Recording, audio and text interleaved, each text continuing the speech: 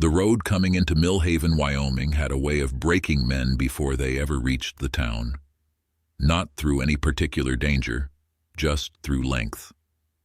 40 miles of sage and wind, and the particular silence of high plains country that sits on a man's chest like a hand pressing down, testing whether he'll breathe through it or turn back. Jesse Kane breathed through it.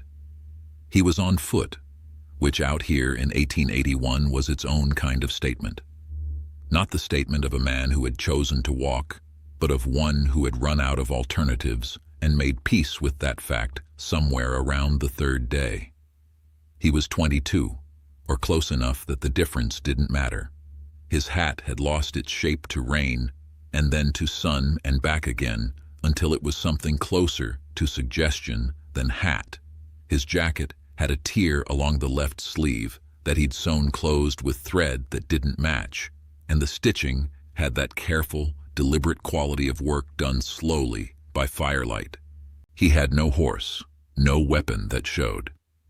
And the particular quality of stillness about him that belongs to people who have walked long enough that the walking has become the whole world, and the destination is just a rumor at the end of it.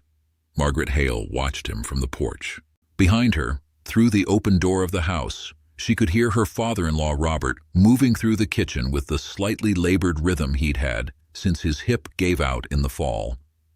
The sound of a man adapting, making the best of a slower engine. "Somebody on the road," she called back. Robert appeared in the doorway. He was 67 and built like a fence post, tall and weathered and not given to unnecessary movement. He looked out at the approaching figure. Rider, walker. That shifted something in his expression.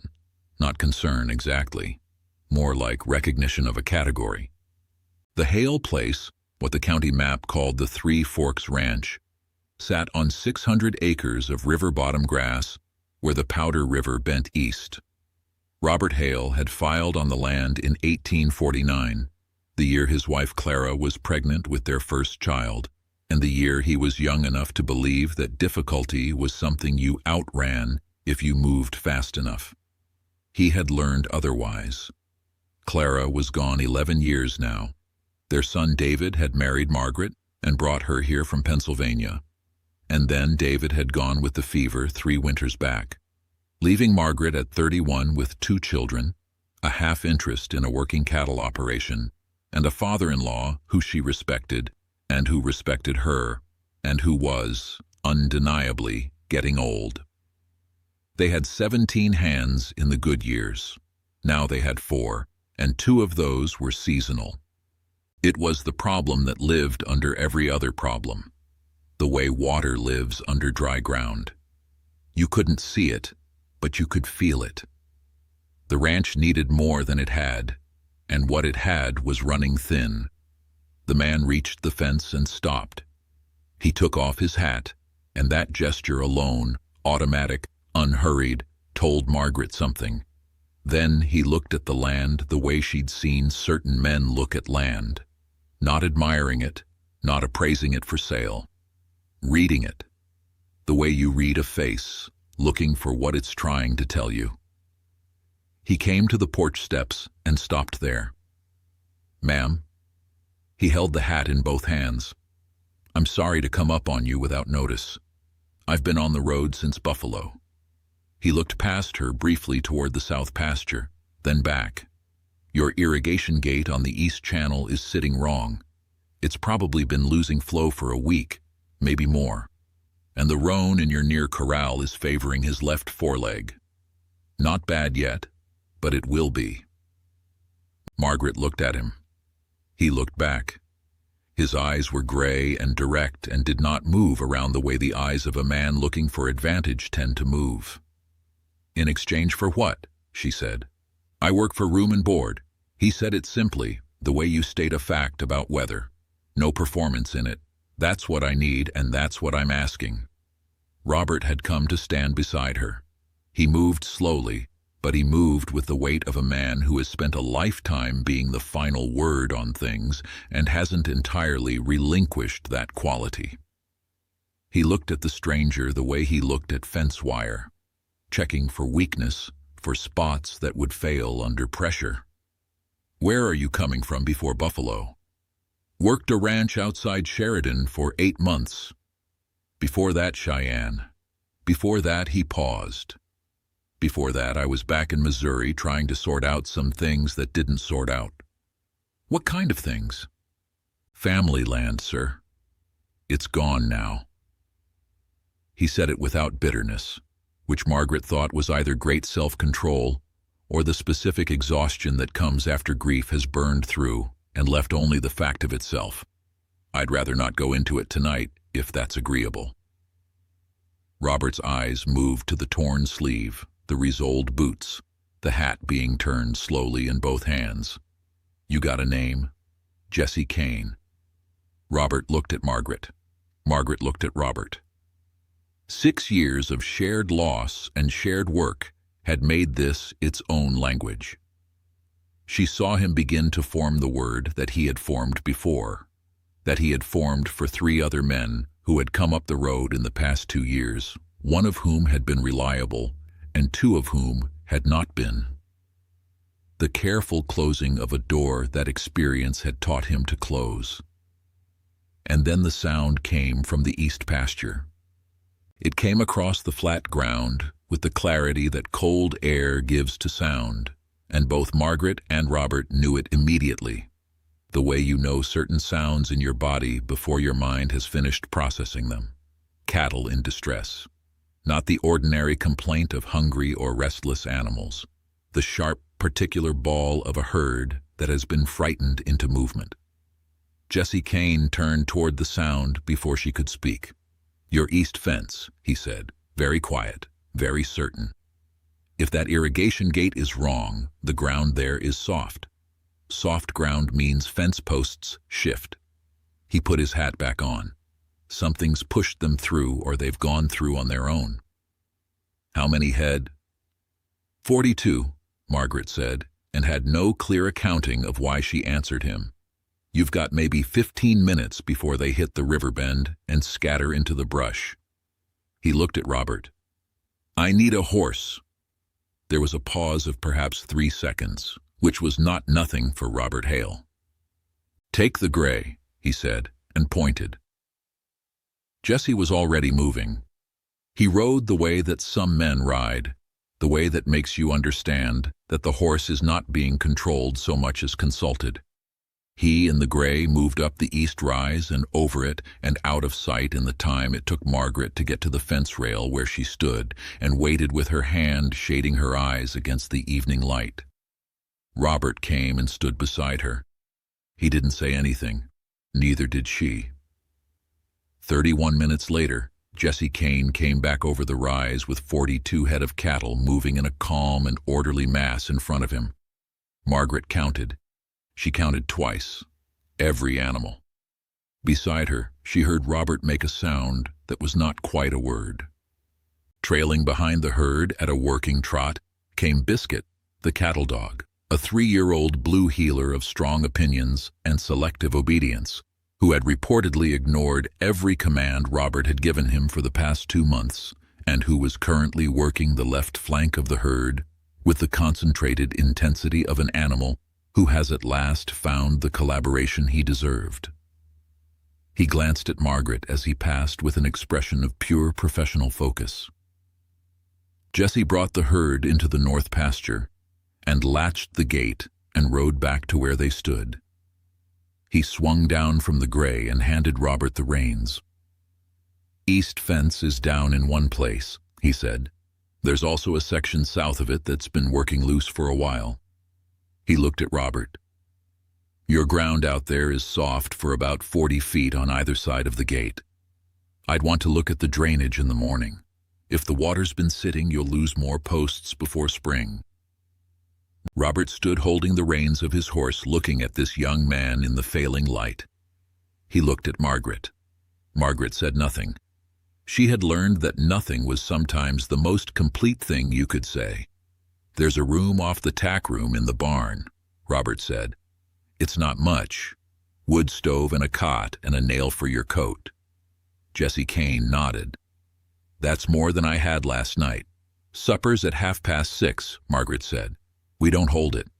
Yes, ma'am. She watched him lead the gray back to the corral. Watched him check the horse before he turned it out, running a hand down each leg, checking the hooves, doing it right, doing it without any awareness of being observed, which was the most important part. She turned and walked back to the house. Robert fell in beside her. Don't, she said. I wasn't going to say anything. You were forming it. He was quiet for a moment. He does know cattle. He knows horses too, Margaret said, and irrigation, and fence. Robert looked at the east pasture. We'll see, he said. They saw. In the weeks that followed, Jesse Kane worked the Three Forks the way certain people work, without announcement, without waiting to be directed, seeing the thing that needed doing and doing it with the steady, unhurried competence of someone for whom work is not performance, but simply the way of moving through the world. He rebuilt the east fence line, all of it, walking the perimeter and assessing each post and replacing what needed replacing and reinforcing what didn't yet but would. He fixed the irrigation gate and then walked the whole channel, because fixing the gate without understanding what the gate was doing would have been, as he put it to Robert one morning, like mending a cut without cleaning it. He was right. There was a section of channel 60 yards upstream where the bank had been eroding for 2 seasons, quietly redirecting water pressure in ways that had been doing slow, invisible damage to the whole eastern section. Jesse spent 4 days on it. When he was done, Robert walked the channel himself and came back and said nothing. But that evening, he told Margaret that the work was better than he would have done it himself, and Robert Hale did not say that kind of thing. He was good with the cattle in a way that went past skill into something harder to name. He had a quality of presence around animals, a settled, undemanding attention that did not alarm them. He could move through the herd like weather moves through grass, there but not disruptive, and the cattle responded to him in the way that cattle respond to people they have decided to trust, which is among the more reliable character references available. Margaret watched him work and found herself thinking about David, and then made herself stop thinking about it, because that road went somewhere she couldn't afford to go on a Tuesday morning with work still to do. He ate supper with them every evening, and was punctual and quiet, and listened more than he spoke, which she had come to understand was not shyness, but the habit of a person who has learned that the world gives you more information when you're not filling it with your own noise. He asked questions about the land, where the water table ran, which pastures recovered fast after drought, and which held a grudge about it. The questions of someone making an interior map, learning a place the way you learn a person, attending to what they reveal when they're not being asked directly. Robert answered him. A little more each evening. Margaret noticed this and did not comment on it because some things are better left to find their own shape. But there was something she couldn't settle about Jesse Kane. Not dishonesty. She had a sharp sense for dishonesty, had developed it in the particular way that women who must navigate the world carefully develop such senses, and this man had none of it. He was straight in every way she could observe. He didn't take what wasn't offered. He didn't push against boundaries. He treated her with a straightforward and uncomplicated respect that was neither elaborate nor withheld. It was the silence around his past. Not evasion exactly. More the way you hold a thing that is still fragile, turning the conversation gently away from certain angles, not because there is something to hide, but because the wound is still doing its work. Missouri came up once, and then was carefully not mentioned again. There was a version of Jesse Kane that existed before the roads and the Resoled boots and the work-by-season life, and that version had left marks the way weather leaves marks on a building, visible if you looked, not spoken of directly. One evening in December, with the first hard snow against the windows and the wood stove doing its serious work, Robert set down the cattle report he'd been reading and said, "Jesse, what happened in Missouri?" The fire moved in the grate. Jesse was quiet for a long moment. He looked at his hands, then at the fire. "My grandfather built the land," he said. "My father took it over and worked it 20 years. When my father died, it came to me. I was 20. He paused. "I had a younger brother and a sister still at home. I thought I knew enough to manage it." He paused again, longer. "I didn't. Made a bad deal on the herd in the first year, trying to grow too fast. Borrowed against the land to cover it. The second year was dry and the debt didn't care about the weather." He looked at the table. "The bank moved in the spring of '79, he said. "I got my brother and sister to our aunt in St. Louis. I had $50 and a horse, and I rode out and didn't look back because looking back wasn't something I could do and keep moving." The fire crackled. "And your brother and sister?" Margaret asked. He nodded slowly. "They're all right. My aunt is a capable woman." He was quiet. "I send what I can." Margaret set down her mending. "You've been punishing yourself for 2 years, she said. It wasn't a question. Jesse looked at her. He didn't deny it. It was one of the things she had come to understand about him, that he had no interest in defending a position he knew was true. "I made the decisions," he said. "You were 20 years old, she said, "and you were alone, and grief makes the mind stupid." She said it plainly, not unkindly. "I know that from direct experience." A silence. The wind moved against the house. Jesse looked at the fire for a long time. Then he said quietly, "I've been trying to find something worth stopping for, and I haven't been sure I deserve to find it." Robert looked at Margaret. Margaret looked at Robert. She picked up her mending and said nothing more that evening. But she had stopped feeling that thing she couldn't settle. The trouble came in February. A man named Aldous Greer had been buying land in the county for 3 years, quietly, piece by piece, the way a flood acquires ground. He had approached Robert twice about Three Forks. Robert had refused twice, the second time with enough finality that Greer had left without his usual careful pleasantness. Now he was back. He came with 2 men and a surveyor and a document he described as a good faith offer. And he sat on a good horse and looked at the ranch with the patient, settled expression of a man who has decided that time is working for him. Robert came out on the porch with the rifle. "Wait," Margaret said. She went to the barn. Jesse was already at the barn door with his coat on, watching the riders at the gate with the calm, particular attention he gave to things that required assessment before action.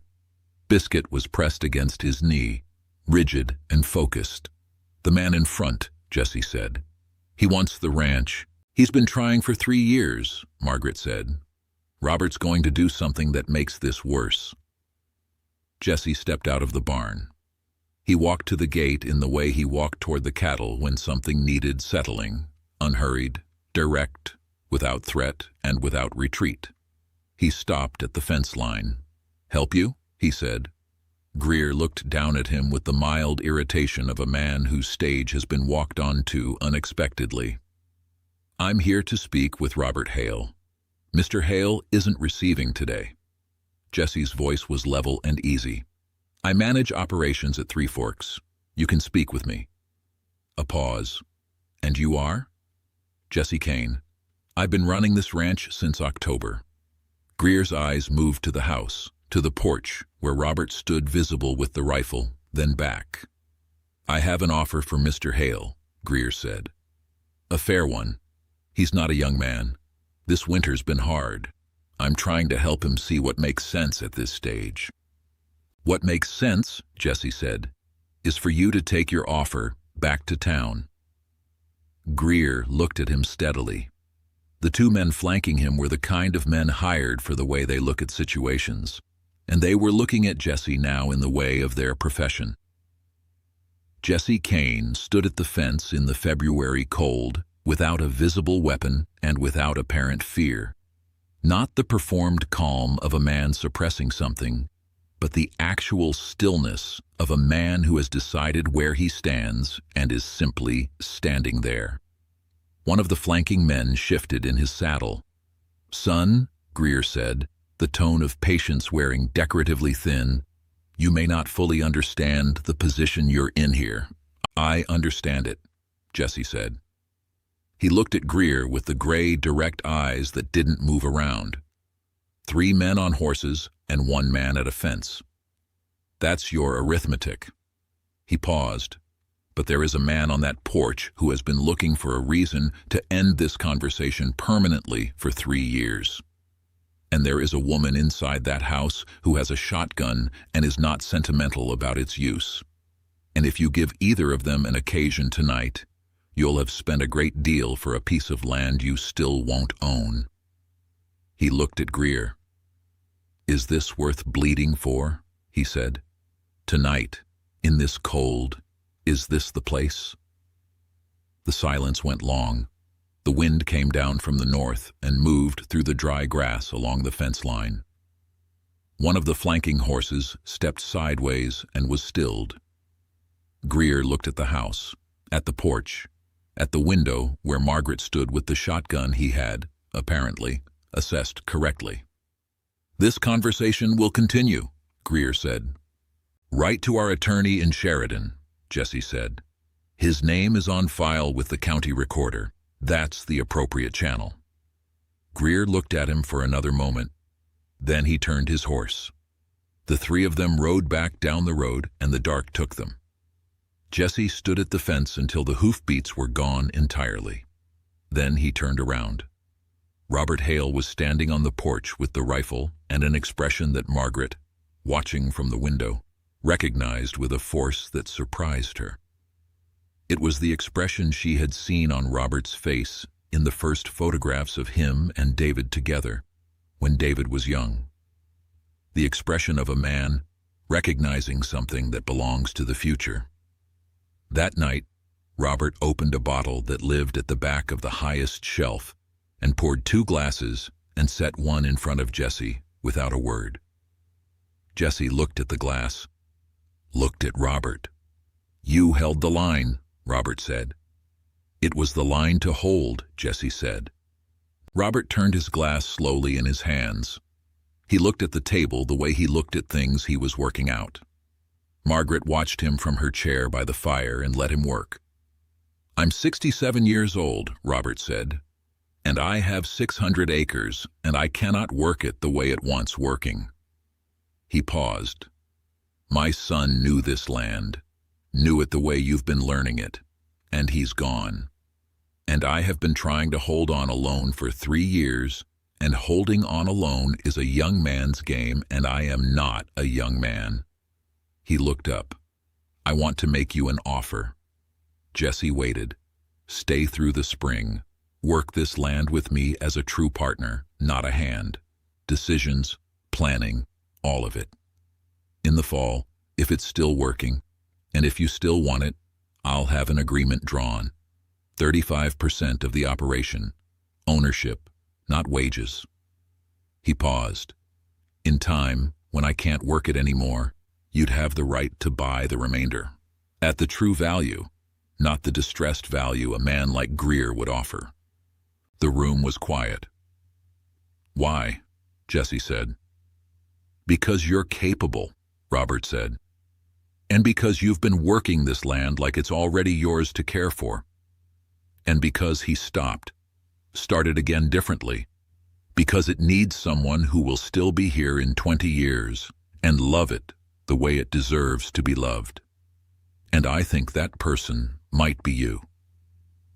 Jesse looked at the table. When he looked up, his eyes were bright. He didn't hide it. He simply let the thing be there, which Margaret had noticed was what he did with true things. He let them be true. "I'll earn it," he said. "I know," Robert said. "That's the basis of the offer." Margaret stood up from her chair. She walked to the kitchen and came back with a third glass, because Robert had poured two, and Robert had been doing that particular version of forgetting since the night she joined this family, and she had long since decided it was not worth correcting, but always worth remedying. She sat down at the table and poured her own glass. "Well," she said, "that's settled then." Jesse looked at her. Then, for the first time in all the months she had known him, he smiled. Not the careful, almost smile he used when something was merely agreeable. A real one. The kind that reaches up into the eyes and changes the whole character of a face. Greer came back in March with a lawyer and a formal document, and the tone of a man presenting a conclusion. He found Jesse at the gate and Robert at the corral door, and Biscuit positioned at the property line with the committed disapproval of a small dog who takes territorial matters with complete seriousness. Jesse said, "Three Forks is not for sale. This operation is registered with the county as a partnership. Any future correspondence should go through our attorney in Sheridan, whose address I'll write down for you." Greer looked at Robert. Robert looked back at him across 67 years and 600 acres and 3 years of not moving. Greer left. He did not come back. The spring came slowly the way Wyoming springs come, grudgingly, in fits, the snow giving ground only when the sun argued for it persistently enough. But it came. The grass came back in the south pasture, and the irrigation channel ran clear, and the cattle moved out into the new growth with the settled ease of animals returning to something known. Margaret found Jesse one evening in late April at the top rail of the east pasture fence, watching the herd in the long light. She climbed up beside him. Her knees noticed the effort. She let them. They sat in silence for a while. "There's a letter on the table," she said. "You wrote it last week." He nodded. "My brother," he said. "He's 18 now." He paused. "I've been thinking he might want to come out, learn the work, if that would be agreeable." She looked at him. He shrugged a little. It would be good to not be the last of us going in the same direction." Margaret looked out at the pasture. "When Robert and I's husband's mother came to this land," she said, "she told me later that the first year she cried every night from missing Ohio." She paused. "But she also told me that there is a particular feeling that comes when you stop and you stay, when you choose a place and let it choose you back." She looked at Robert's figure moving slowly across the far end of the corral. She said it was the closest thing to peace she'd found. Jesse was quiet. "Write your brother," Margaret said. "Tell him there's work here and room for him if he wants it. This land can hold more than it's holding." Below them, the cattle moved through the grass in the amber light of late afternoon, and Biscuit completed his important rounds, and the Powder River ran steady and cold behind the tree line, and the sky above the eastern plain went from blue to the particular color it goes just before the stars. "I know why I stopped here," Jesse said. He said it quietly, not to her particularly. More the way you say a thing when you've just understood it, and the saying of it is part of the understanding. Margaret nodded. "Most people do," she said. "Eventually. But first, they have to walk far enough to be ready for it." He had walked far enough. He had known it, he thought, since October, since he'd come up a road with a ruined hat and nothing left to lose, and a woman had looked at him from a porch and not looked away. You don't always know the moment the drifting ends, but it ends.